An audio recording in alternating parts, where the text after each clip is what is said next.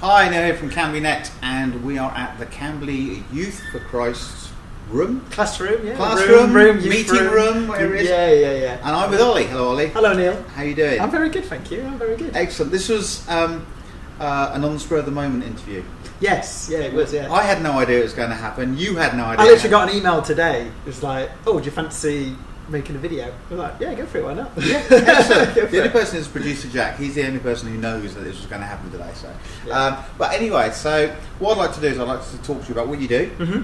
We are at King's College. Yes, King's International. Yeah, King's International College. So yes, yeah, not King's College. It makes it sound really posh. Oh yeah. Not in London. We're not in London. Not in London, no. King's International College, where they have donated you a room, Mm-hmm. which is one of the old. Now I went to France Hill.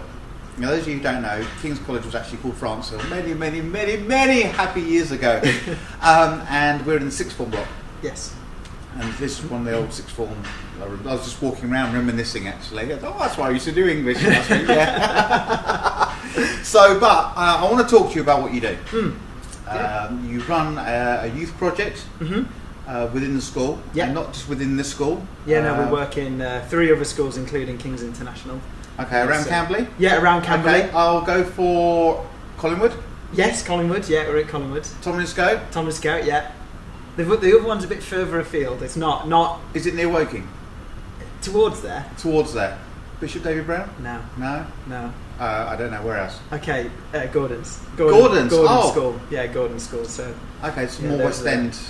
Yeah, West End. Yeah, Bisley area. So yeah. Oh right. Okay. So what do you actually do? Why do you have this job as a youth worker, working for the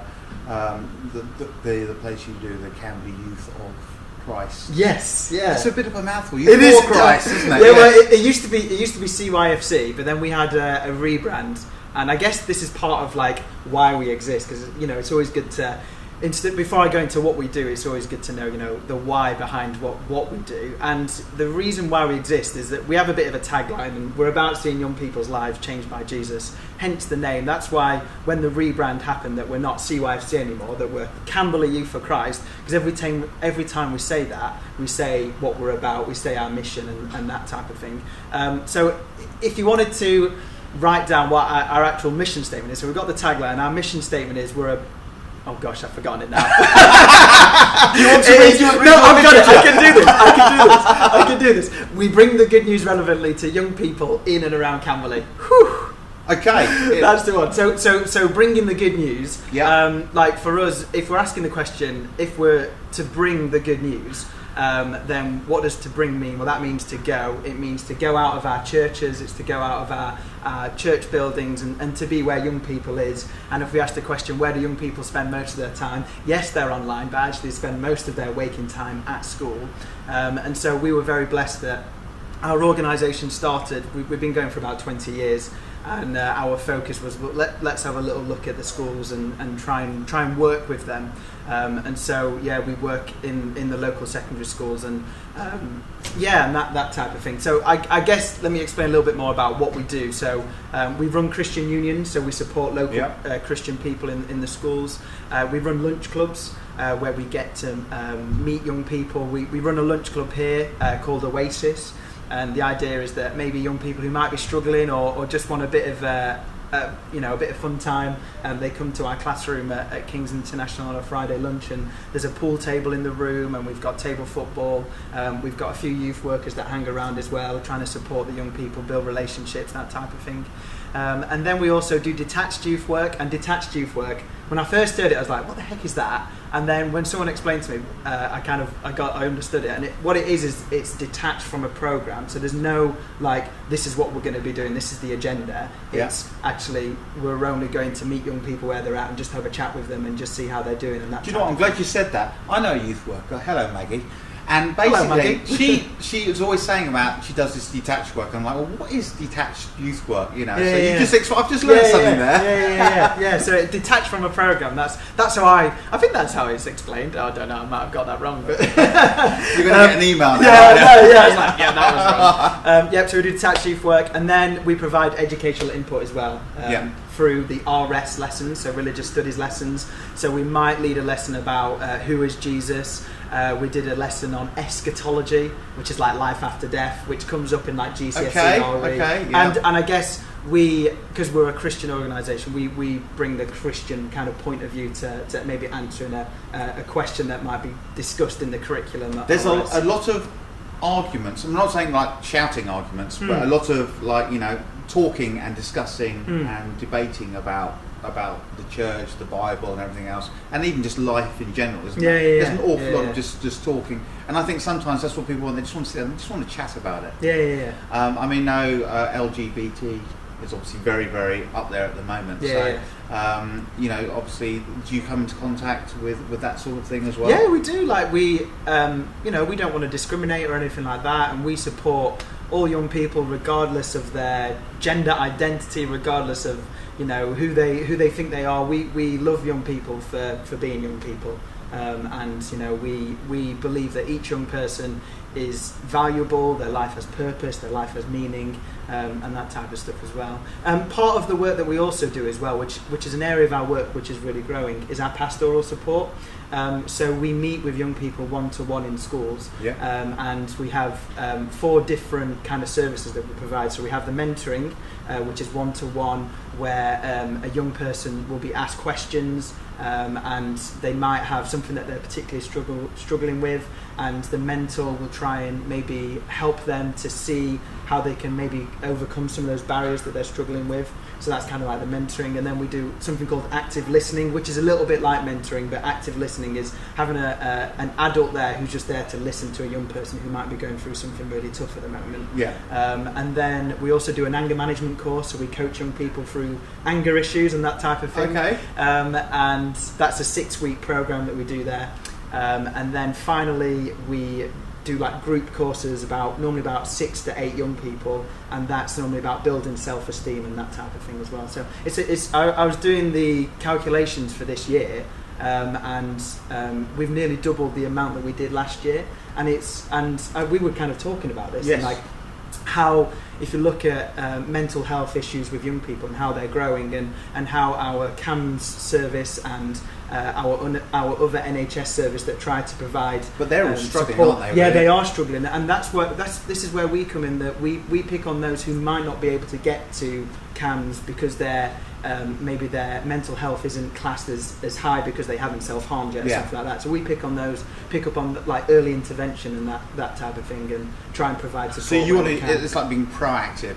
Yes, you want to be proactive beforehand, because you can see, obviously, if someone's struggling and things like that, and the last thing you want to do is to I really want to help this person, and then you go through your process of how you do it. So I mean so church and the school obviously go very, very well together, especially in the secondary school. They do. So no, it's good. But although Neil, if you look at the United Kingdom as a whole, and faith-based organisations like ourselves are finding it increasingly difficult to have relationships with schools.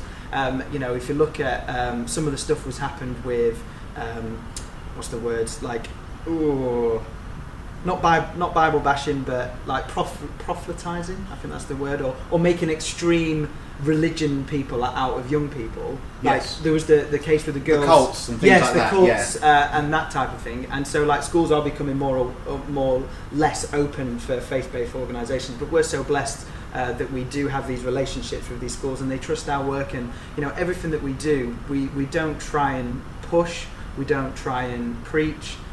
We don't Bible bash. We try and bring it in a relevant and meaningful way, which hopefully resonates with young people. And if it doesn't resonate, then that's okay. Like that's fine. And like there's so much more to us than just we have that ethos of love and wanting to support every young person who comes into contact with our work. So. I mean, to be honest, I think you're doing fabulous. I mean, the fact you're here, they've given I know. Kings International have given you this room. The coffee's lovely, by the way. I've had a cup already. So I agree with the coffee. So it is, it is amazing what you're doing, and the fact you're doing it to all these other schools as well. I hope that obviously other areas have some very, very similar. Because the NHS and the government, they can't afford these resources. So you are a charity base. So you rely on donations. We do, fundraising. we do, things fundraising, like that. and we're very blessed that local churches support us as well. Like that's part of like our DNAs, that we do partner with local churches, different denominations, but we're very blessed that churches give to our. So you're very busy on charity. Sundays and at Christmas. Yeah, well, yeah, and Easter. There is very much that as well. There's a few things that we also do, if that's okay. Yeah, to share. Yeah. Go on. So we do run annual residentials as well. So actually, there's a poster just up there. That's our youth weekend away, and we take a group of young people to Runways End Outdoor Ed Centre. Fabulous site. I've been there. Yes, it's great, and we're doing that in June again. We're very blessed that Frimley Fuel Allotments have given us a grant, so we can provide some free places for those young people that can't afford. So we've got that. Then in this summer, we're taking a group of, we're partnering with local churches and youth groups to go to a youth festival called Soul Survivor.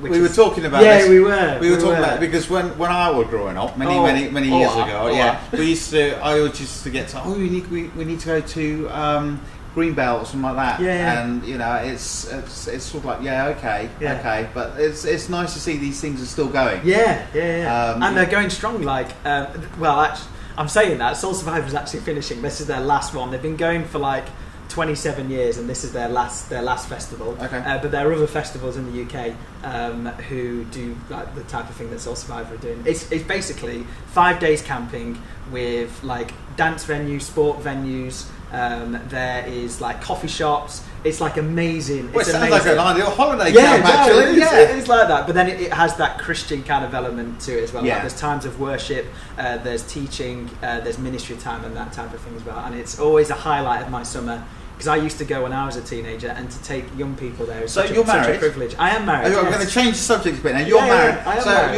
your other half. Yes. How does she feel about all this and you going away and things like that? Oh, going away. She struggles with. We've only been married for 2 years. Did she come with you? She used to. But my wife's a newly qualified teacher. She's a primary school teacher, and so she's very busy. And I'm not going to come with you. I never see you. It is a little bit like that. I never see you. You're always going off doing things. Yeah. It is a little bit like that. But no, she copes well, and she is very supportive of the work that I get up to. Because some of it must be evenings as well. A lot of it is evenings and weekends. Yeah, so very antisocial. So you're here all day. You have that in the evening, and then something at the weekends. And you know, I just want one Christmas to myself. I just want one Christmas to myself. That's all I want. Yeah, I try and keep. We try and keep it balanced, and you know, make sure that we're spending quality time with each other. And I have to do the same. Yes, I have to do the same. Yeah, you got to invest. You got to invest in your marriage. You know, it's one of the most important things that I've ever done, and you know, it's so important for me that I make sure that I make time for my wife, and you know. Do you know what? Over the years, I've realised that I try to make as much time as I can for wife and for my family. Yeah. But sometimes it's like really difficult, and it's like but you have to. You have to. Family is so important.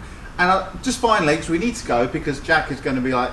He's going to explode in a minute. I've got one more thing that I really want to talk about as well. Right. YouTube. Yes. Oh, great. YouTube. Yes. You've started a YouTube channel. Yes. Oh, great. This is what I want to talk about. Yeah. Well, this is the whole idea. That's what we were meant to be talking about. So, your YouTube channel. Yeah. Can you explain it to us, please? Yeah, of course. So, I partner with a local youth worker, and we make 2 videos. We make one video that comes out on a Monday and then one on a Thursday, and we try and do it every week if we can. Our one on a Monday is called Monday Challenge, where we do silly challenge videos, from doing chubby bunnies to doing the cinnamon challenge. Ooh. To we did a football challenge recently, just any kind of silly challenge video. And the idea behind that is Mondays are a challenge. Yes. And we want to brighten up people's day, give them a smile, and hopefully just have a bit of fun. That's what those are about, and build a relationship and that type of thing. And then on a Thursday, we normally talk about different topics that are going on, quite like hot topics and different subjects. And then is it political? We haven't gone down politics or anything like that. That's all right. That's all right. Yeah. But like recently, we talked about plastic. Because a lot of young people care about don't use baby wipes. Don't use baby wipes. Do not use baby wipes. Do not use baby wipes. We've talked about anger. We've talked about a whole different variety of different subjects, and then we always try and provide maybe a little bit of our faith alongside that as well. And yeah, that's. How do you keep the videos to a certain time? Because obviously you don't want to do like a 2-hour video, do you? Yeah. So how do you? Because you start rabbiting on, you talk. Oh, and I it's love like, to waffle. I know. A lot of waffle. And so do I. So do I. We've got the perfect jobs. Yeah, But, so how do you like contain that? If you know, can you tell me please? Because I'm doing videos like 20 minutes at the moment. Yeah. So one of the things that we do is we set a timer on our watch. Yeah. And we time it for 8 minutes, and then so that's normally the time when we need to shut up and wrap up there. We try and go right. This is the, He's gone. I told you. we kind of have an idea of where we're going, Yeah. And then try and keep it in the time frame. But Do you edit it? Or? Yeah, we do. We do some terrible edits. Like part of this, when it all started, I was a bit against it, and I was like, oh gosh, we need to get the best camera. We need to do video light. We need to get all this great equipment. Yeah. And so I was very much like, no, we can't do this. And then my youth worker friend was like, no, come on, let's just do it. And he was yeah. So we just do it on our phones. We put it onto iMovie. We edit it on there. I bought a very cheap. I've actually got it right here. We bought a very cheap, what do you call this, tripod. It's a tripod. It's a phone tripod. It's so simple, for simple guys, really. I guess part of it is that, you know, we're showing up every week. Yeah. We're building those relationships, and we can improve the quality. Well, the thing is, if you look at the rig we've got now, it's like I have no idea how that equipment works. He just comes in, sets it all up, and goes, right, okay, does that, and off you go. Yeah, we go. Yeah. So, but thank you very much, Ollie. No, thank you. We would love to talk to you again. Yeah. Oh no, I'd love to talk to you guys again. Hey, you should come on our Monday challenge. That would be brilliant, wouldn't it? You should do. That would be. Please go. Yeah. We could do that. Yeah, we could. I'll ask my friend Stephen. Yeah. Monday challenge. Monday challenge. Yeah. Just let us know when you want to do it. Great. So, but no, that'd be fabulous, and it'd be great, obviously, to do a lot more work with you. Yeah, of course. I've got a few ideas. Just talking about it, I've got a few ideas I'd like to talk to you about, and you know, that'd be fantastic. Yeah. Excellent. Great. Thank you very much, Ollie. No, thank you, Neil. Thank you. So, can I just talk to you about this YouTube thing?